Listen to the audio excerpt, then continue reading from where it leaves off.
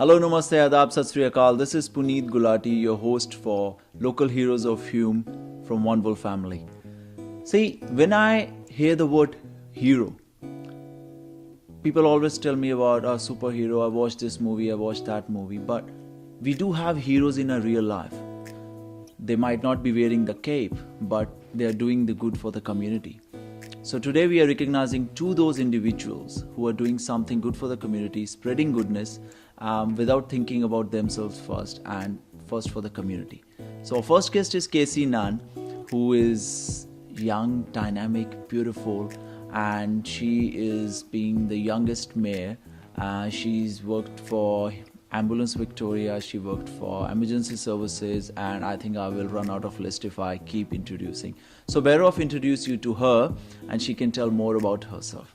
Well, Puneet, that was a very kind welcome. Thank you, and it's great to have you at my house this morning. Thanks for coming along. You deserve it. Thank you. So Casey, I can see fair a bit of big bio that I've got about you, but I've got some very questions that really got my interest into them. First of all, my question was that you have studied management as well as health science. Both are totally different from each other. Wasn't it difficult to cope up with both altogether? How did that contrast came?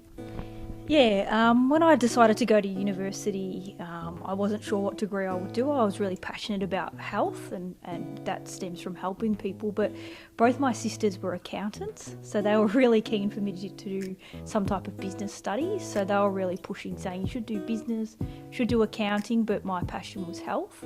So I decided to combine both and do a double degree. And although they're different, they're both very important, because if you want to pursue healthcare and helping people, it's really got to have a sound business proposal behind it. So they were very different, but I found that they complemented each other quite well. Nice. It's quite interesting. So that talking from your education point of view, then you decided to join the Ambulance Victoria. Yep. So how did that change came in place after that? So I'd actually started volunteering with Ambulance Victoria when I was 18. So I had this dream of going out and saving the world, and to me, as an 18-year-old, I thought the best way to do that was to, if someone was having a heart attack, go out and help them.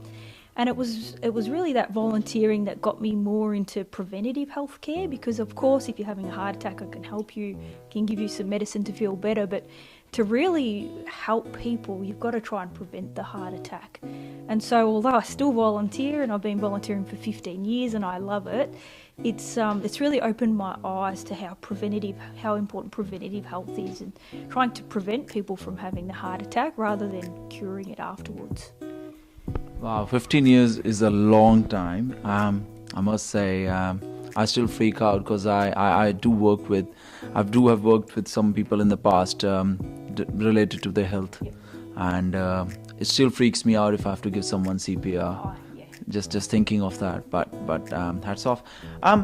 So you have been a traveler as well. I have read that you've been traveling US, Canada for the community work that you've been doing.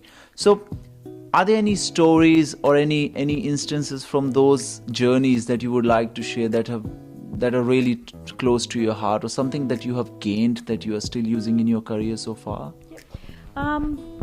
Probably more. So I was really lucky. I actually got a scholarship. So it was a paid trip to America and Canada, and I travelled throughout, right across America and up to Canada, and I was hosted by different emergency services. So I went over there to study recruiting, retaining and leading volunteers. So obviously in Victoria, a lot of our emergency services are led by volunteers, including myself, and I think your next guest will also be featured as a volunteer. So I was really lucky scholarship, but to be hosted by the services was amazing, because it meant that I got a real intimate view of the city. So in LA, Los Angeles, a happening city, I got to go along on an ambulance up to Washington DC. I got to fly in a helicopter over the White House, which is the most protected airspace in the world, which was pretty cool.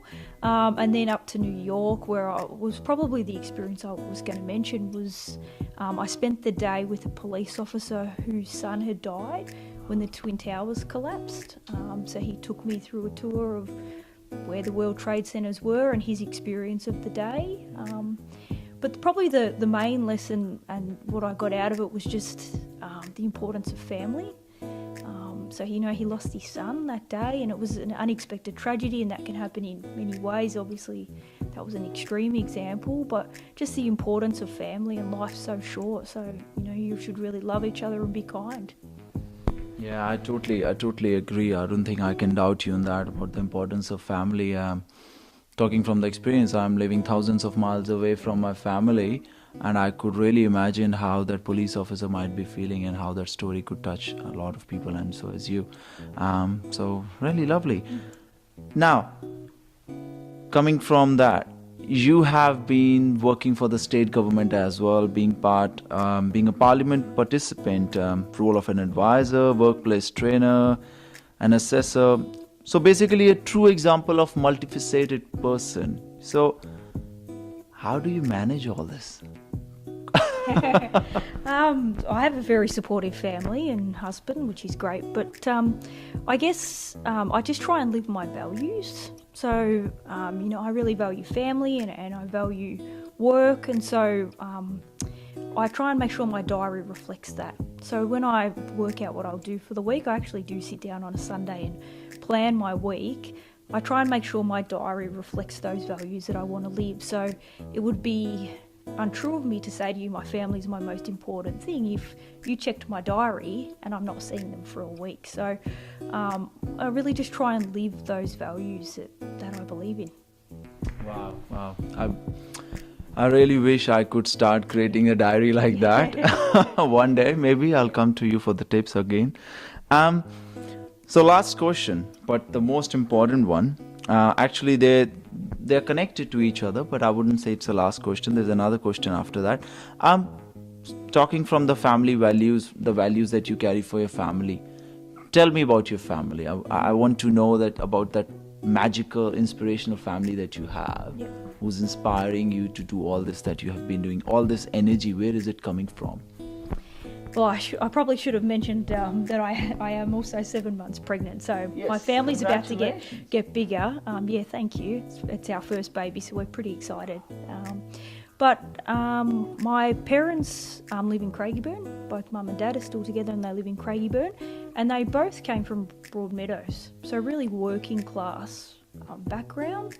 Both set of grandparents, they lived in Richmond and Carlton, which are quite affluent areas now, but moved to Broadmeadows because they seen it as the promised land.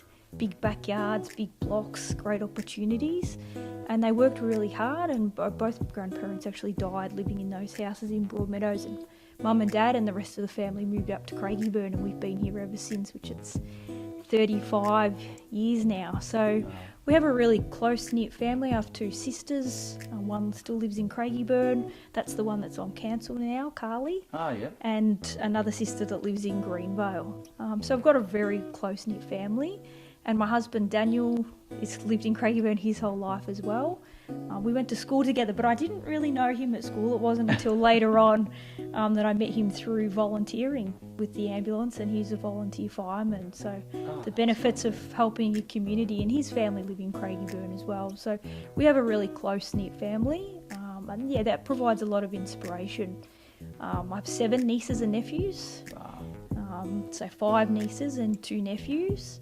And so I guess I'm just really passionate about the area because they go to the schools in this community, they use the parks, mum and dad use the health services. So I have a vested interest in everything being great here because it's for my family too. Yeah. I think your concern truly explains your community spirit. Where is it coming from? And I must say it's a good way of taking in, and I really wish people start thinking that way, so everyone starts contributing to the community more and do something good for the people out there and spread more goodness.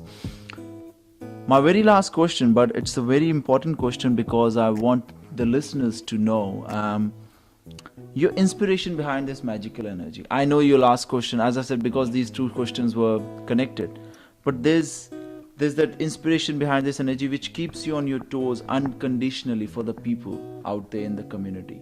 you have given a part of that question of, again, because of the family.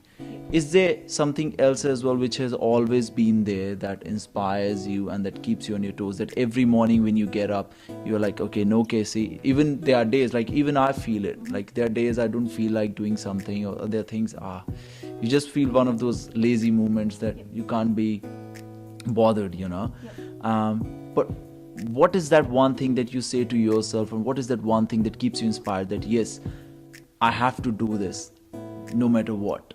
That's something that keeps you inspired. Is it your husband? Is it your kids? Your family? Or is it something else, that there's any mantra that you follow that keeps you on your toes? Probably not one specific thing. I guess I have a real sense of duty. I live such a blessed life. I have an amazing life, amazing husband, family. I live in the best community in the world. And I'm healthy and well. So I just feel as though it's my duty to try and help others. When I was younger, when I was studying, I worked at an RSL, so with returned army veterans. And, I was pretty young then. A lot of those people had fought in World War II.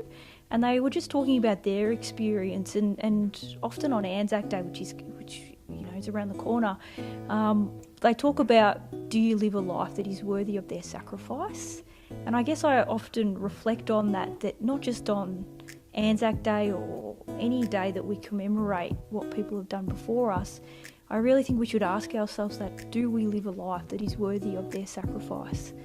So sometimes I can't really be bothered either, and you have those days where you feel tired and you'd rather do selfish things, but I feel like it's my duty, because I'm fit and well and I live such a blessed life. It's my duty to give back to others.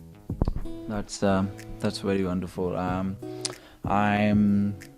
I'm feeling really short of words to say thank you for all that you have been doing for the people, and I really wish you all the best for your new family ahead, and many congratulations once again, and thank you so much for talking to us.